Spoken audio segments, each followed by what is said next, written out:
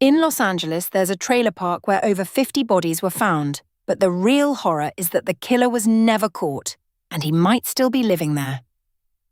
Hookend. Pattern interval. Interrupt. It started with a missing person case. A young woman named Sarah left her job at a diner in South Central and never made it home. Police found her car abandoned near a row of rundown trailers. No blood, no witnesses, just a faint smell of bleach in the air. Cliffhanger. But Sarah wasn't the first, and she wouldn't be the last. Pattern interrupt. The trailer park sat on the edge of Los Angeles, a forgotten pocket of poverty and silence. Residents kept to themselves. They knew the rules.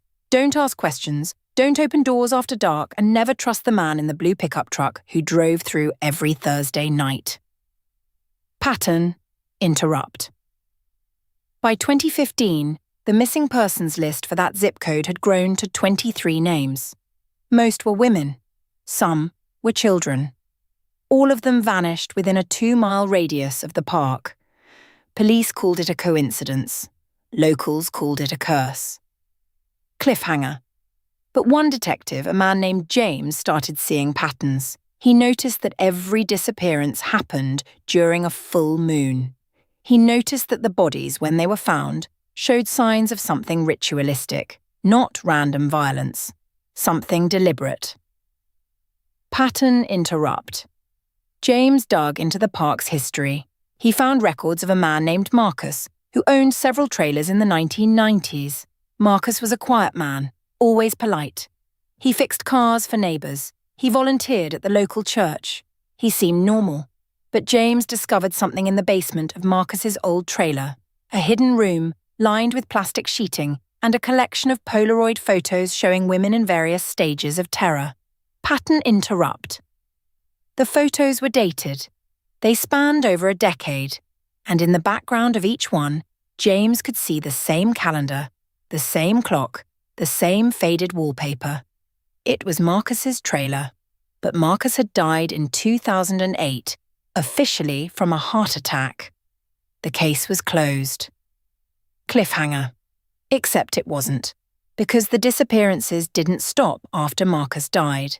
They continued year after year right up to the present day. Someone else was using that trailer.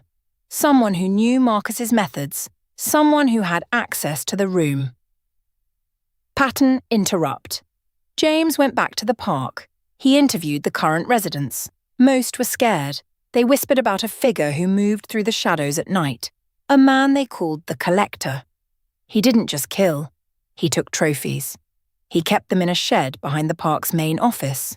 Pattern interrupt. One resident, an elderly woman named Rosa, told James she saw the Collector's face once. She described him as tall, thin, with hollow eyes.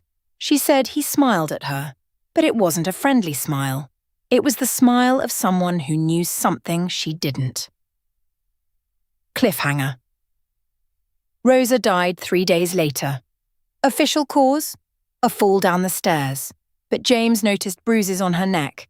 He noticed the smell of bleach in her apartment. And he noticed that her trailer was directly adjacent to Marcus's old one. Pattern interrupt. James called for a forensic sweep of the entire park. The results were staggering. Under the foundations of 3 different trailers, they found human remains. Teeth, bones, jewelry. Over 50 sets of remains, many of them children. The park was a graveyard, and no one had ever dug deep enough to find it. Pattern interrupt. But here's the part that keeps James awake at night.